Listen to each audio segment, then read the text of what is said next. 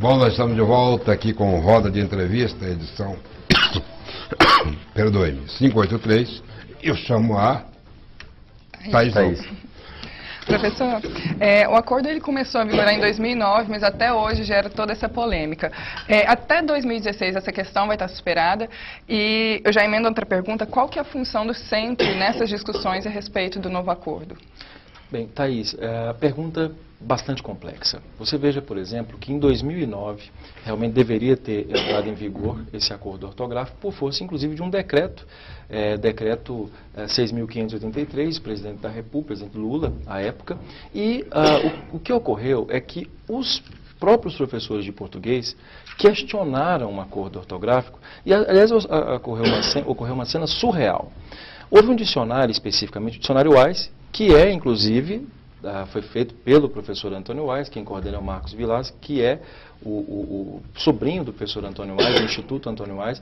Esse dicionário, ele trouxe a nova ortografia com base no acordo ortográfico. É bom explicar o que seria o acordo ortográfico. É um tratado internacional que traz as considerações que Brasil e Portugal e os outros países africanos, lusófonos, tiveram a respeito da língua portuguesa. Pois bem, esse acordo ortográfico trouxe algumas dificuldades. A Academia Brasileira de Letras, que é um órgão competente para tanto, ela fez um vocabulário ortográfico da língua portuguesa. Observe, o acordo passou a vigorar no dia 1º de janeiro de 2009. O vocabulário ortográfico passou a vigorar aproximadamente em março. O vocabulário ortográfico da língua portuguesa discorda do acordo ortográfico da língua portuguesa. É como se houvesse uma lei internacional e, nacionalmente, houvesse um outro ordenamento jurídico que discordasse daquilo. Um exemplo clássico, coerdeiro. Coerdeiro, a palavra coerdeiro, em Portugal, é com hífen. E no Brasil deveria ser com hífen. O que aconteceu? O vocabulário ortográfico da língua portuguesa diz que não, que é sem hífen. Ou seja, mesmo que passasse a vigorar no Brasil e em Portugal o acordo ortográfico, não haveria a mesma ortografia, porque no Brasil existe um vocabulário ortográfico, segundo até o que o próprio acordo indica, que cada país deveria fazer um vocabulário, que seria uma espécie de dicionário, e cada país apresentaria esse vocabulário ortográfico até 2013 para fazer o vocabulário geral. O que está acontecendo? Portugal não fez o vocabulário, porque mal aceitou. Lá em Portugal eu pude conversar com vários colegas da Universidade de Lisboa e eles me falavam, nós não vamos aceitar isso, isso é um absurdo, é um completo absurdo, não vamos aceitar. Só que o Brasil quer, diplomaticamente, quase que impor o vocabulário do Brasil para que o vocabulário do Brasil seja o vocabulário geral. O que nós estamos percebendo, portanto, é uma guerra... Essa reforma ortográfica, ela tem volta, ela tem retorno ou é definitiva? Excelente pergunta, inclusive completando exatamente esse fato. O que aconteceu? O senador Ciro Miranda, percebendo essa problemática, resolveu, como o presidente da Comissão de Educação do Senado, intervir. Diz, não há como, sob qualquer hipótese, esse acordo entrar em vigor, porque alguns professores de gramática, inclusive um deles, um colega, professor Pasquale Cipro Neto, que estava conosco aqui em Goiânia outro dia, não aceitou. Eles entendiam, faziam considerações equivocadas, porque existem considerações ruins a serem feitas pelo acordo. Embora haja coisas importantes no acordo, realmente o acordo tem alguns problemas, como, por exemplo, esse que eu coloquei. Há problemáticas. Algumas palavras... especialistas não sabem se é com hífen ou não. A academia não chega ao consenso. Em razão desse fato, o Senado conseguiu, ali quase que na calada da noite, se não me engano, dia 27 de dezembro de 2012, agora, adiar esse acordo para 2016. Bem, mas não adiantaria nada adiar e não resolver o problema. O Senado, portanto, criou um grupo de estudos para que professores de português do Brasil tivessem acesso a esse acordo e pudessem fazer as considerações. E foi criado o Centro de Estudos de Língua Portuguesa. Esse Centro de Estudos de Língua Portuguesa possui 20 especialistas. O objetivo do centro é fazer uma revisão crítica. Uma revisão crítica do acordo ortográfico para que no ano que vem, salvo engano, dia 10 de setembro, que é o Dia Internacional das Línguas, nós possamos apresentar ao Senado uma reforma já que pode tem, ser por lógica. exemplo, algum esboço, algum escopo.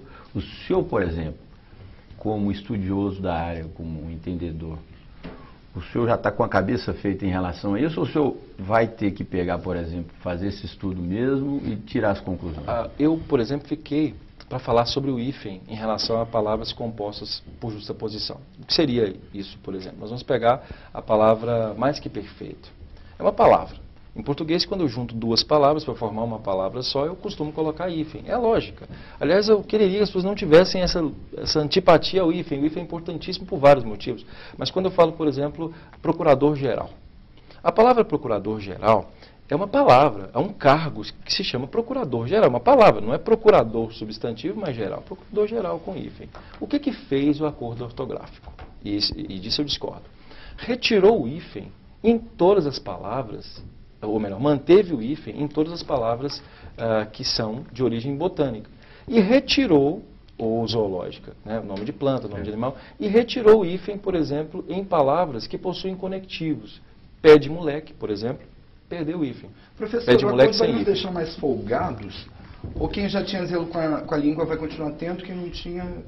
Eu entendo que o acordo vai gerar problemas, porque, na verdade, quem tinha zelo com a língua vai pensar e vai errar.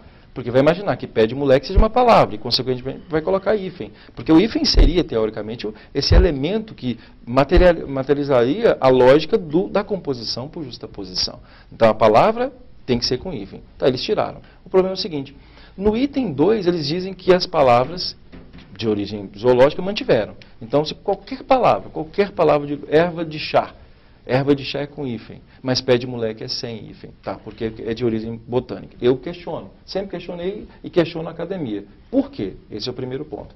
Aí lá no item 5 ele fala o seguinte, algumas palavras, que aí entra essa questão do uso efetivo, algumas palavras mantêm o hífen por uma questão de uso efetivo. Por exemplo, por que cargas d'água, e me perdoe, eu fico assim um pouco chateado com essa situação, a palavra mais que perfeito tem hífen, mas ponto e vírgula não. Se os dois possuem conectivos, aí eles dizem, não, mais que perfeito tem uso efetivo. Ninguém conseguiria tirar o hífen de mais que perfeito. Mas ponto e vírgula não as pessoas conseguem entender. Eu vejo problema, porque ponto e vírgula pode gerar inclusive ambiguidade. Coloque um ponto e vírgula aí, ou seja, um ponto e vírgula ou um ponto e vírgula. Então eu questiono isso, e no Senado eu fui bastante duro. Eu disse assim, olha, quais são as bases em que nós vamos ter que trabalhar? E eu gosto da base da gramática normativa, que discute, olha, não é uma composição por suposição? Se é uma composição por suposição, coloque hífen. E, aliás, essa é a posição de Portugal. Professor, com pressa, ao mandar uma mensagem de celular para sua mulher, o senhor escreve você com V-O-C-E circunflexo? Somente? O senhor já escreveu VC para você? Não, não, confesso que não, inclusive não gosto. Não gosto, mas veja que detalhe interessante, por uma questão pessoal, absolutamente pessoal. Eu até me pergunto muito sobre essa questão do internetês. E é preconceito linguístico questionar, falar que isso é errado. Veja, o que ocorre principalmente na internet quando nós temos a relação entre a linguagem falada e a linguagem escrita? Quando eu vou escrever, eu preciso escrever por exemplo, em alguns WhatsApp, um exemplo clássico, eu tenho que escrever mais rapidamente como se eu estivesse falando. Se não o fizer, inclusive vai haver um prejuízo em relação ao processo de comunicação. Então é interessante que a pessoa possa colocar VC nesse momento, porque é a reprodução da língua falada. O que eu fiz? Eu, Carlos André, procurei digitar mais rapidamente, para que eu não pudesse fazer dessa forma. Mas não há qualquer problema em relação a isso, porque é a língua escrita, só que tecnicamente falando, ela está em modalidade falada. A reprodução da língua falada. Então, tudo bem. Professor, dependendo desses resultados que esse grupo do qual o senhor faz parte, né? O último representante de Goiás, né? Tenho essa importante honra, essa honraria. E dependendo desse resultado que a comissão apresentar desses estudos, o que pode mudar no prazo para que essa revisão ortográfica, essa reforma ortográfica entre em vigor? Porque 2016 está aí. Pode todo mudar o material didático das escolas e tudo.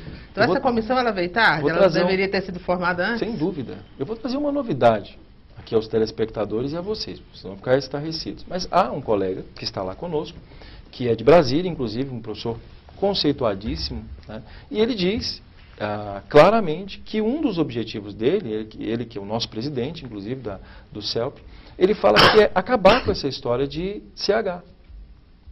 Ele diz, eu tenho 82 anos. 82 anos ele tem. Esse eu não sei usar CH e X. Isso espantou. E realmente, muitas palavras no Brasil são utilizadas em razão do uso efetivo. Uma palavra com X não é pela origem etimológica, é o que falta, mas aí passa por um problema no processo educacional, sobre o que nós vamos falar ainda. A questão da língua está ligada ao problema do processo educacional, mas seríssimo. Com 2 Is e com acento gráfico no então segundo I.